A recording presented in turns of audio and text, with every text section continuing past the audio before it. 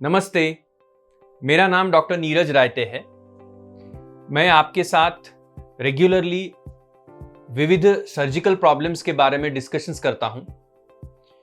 हमने हमारे पुराने वीडियोस में लैप्रोस्कोपी के बारे में डिस्कशन किया था, तो हमें काफ़ी सारे व्यूअर्स ने ये पूछा कि डॉक्टर्स लैप्रोस्कोपिक सर्जरी क्यों एडवाइज करते हैं।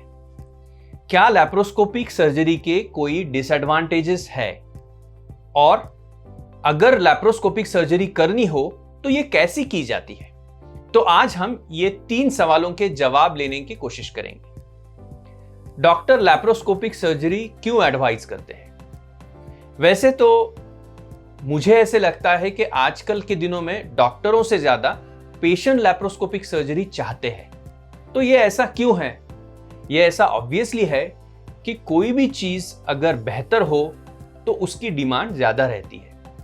अगर आज मोबाइल के ज़माने में मैं आपको बोलूं कि मैं आपको एक कन्वेंशनल फ़ोन दे दूं, तो आप मुझे कहोगे ये आप क्या बात कर रहे हैं। इसी तरह आज की सर्जरी के ज़माने में laparoscopic surgery significantly conventional surgery से एडवांटेजेस है। इसलिए बहुत सारे सिचुएशंस में लैप्रोस्कोपिक सर्जरी का यूज़ किया जाता है। लेकिन हमें यह भी कहना चाहिए, समझना चाहिए कि a tool is a tool and it is only important or beneficial when it is in a right hands। तो हर चीज में लैप्रोस्कोपिक सर्जरी का उपयोग करना शायद पॉसिबल नहीं है। काफी सारे पेशेंट्स लैप्रोस्कोपिक सर्जरी को लेजर भी बोलते हैं। तो लेजर ये टोटली डिफरेंट एंटिटी है और लैप्रोस्कोपिक सर्जरी ये टोटली डिफरेंट एंटिटी है। तो लैप्रोस्कोपिक सर्जरी क्या है? लैप्रोस्कोपिक सर्जरी के लिए पेशेंट को पूरी भूल दी जाती है और भूल देने के बाद पेशेंट के पेट में कार्बन डाइऑक्साइड गैस भरा जाता है।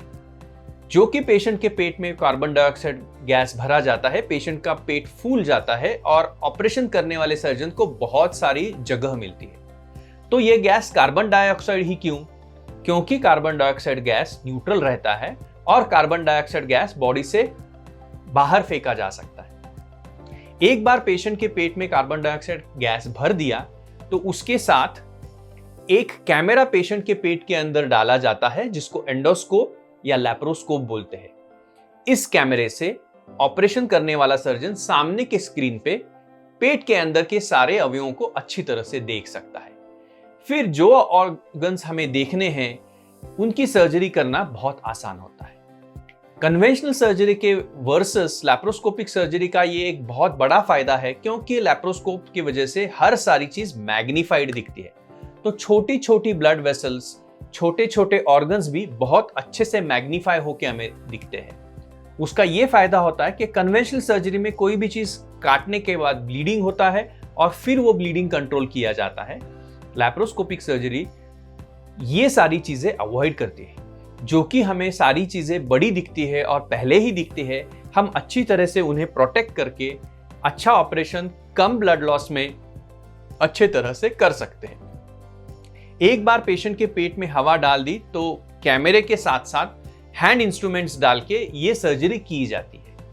हमारे YouTube चैनल पे और YouTube के और सारे बहुत चैनल्स में आपको लैप्रोस्कोपी के बहुत सारे वीडियो मिलेंगे, जो देख के आपको आप समझ सकते हो कि ये सर्जरी किस तरह की जाती है। सबसे इंपॉर्टेंट चीज इसमें यह है कि ये सर्जरी के लिए जो एनेस्थेशिया लगता है वो पूरा एनेस्थेशिया लगता है, जिसको जनरल एनेस्थेशिया बोलते हैं।